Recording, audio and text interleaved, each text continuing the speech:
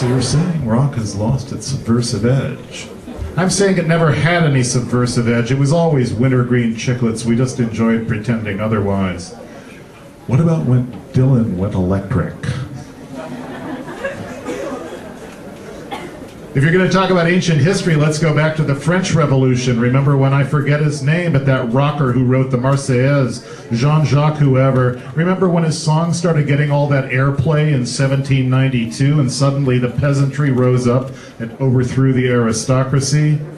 There was a song that changed the world. Attitude was what the peasants were missing. They already had everything else: humiliating servitude, grinding poverty, unpayable debts, horrific working conditions. But without a song, man, it added up to nothing. So what's the next step for Richard Katz? I'm getting involved in Republican politics. Ha-ha. Seriously, getting nominated for a Grammy with such an unexpected honor, I feel duty-bound to make the most of it in this critical election year. I've been given the opportunity to participate in the pop music mainstream and manufacture chiclets and help try to persuade 14-year-olds that the look and feel of Apple computer products is an indication of Apple Computer's commitment to making the world a better place.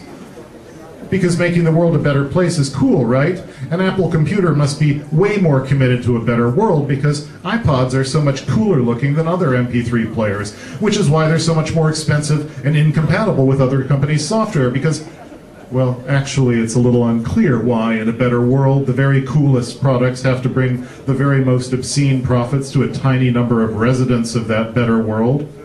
This may be a case where you have to step back and take the long view and see that getting to have your own iPod is itself the very thing that makes the world a better place. And that's what I find so refreshing about the Republican Party. They leave it up to the individual to decide what a better world might be. It's the party of liberty, right? That's why I can't understand why those intolerant Christian moralists have so much influence on the party. Those people are very anti-choice. Some of them are even opposed to the worship of money and material goods. I think the iPod is the true face of Republican politics, and I'm in favor of the music industry really getting out in front on this one and becoming more active politically and standing up proud and saying it out loud. We in the chiclet manufacturing business are not about social justice. We're not about accurate or objectively verifiable information. We're not about meaningful labor. We're not about a coherent set of national ideals. We're not about wisdom. We're about choosing what we want to listen to and ignoring everything else. We're about ridiculing people who have the bad manners not to want to be cool like us. We're about giving ourselves a mindless feel-good treat every 5 minutes. We're about the relentless enforcement and exploitation of our intellectual property rights. We're about persuading 10-year-old children to spend $25 on a cool little silicone iPod case that it costs a licensed Apple computer subsidiary 39 cents to manufacture.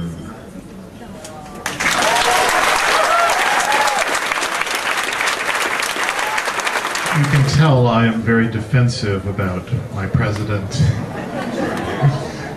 I was frankly horrified to hear that the leader of the free world was wasting his time reading a long novel.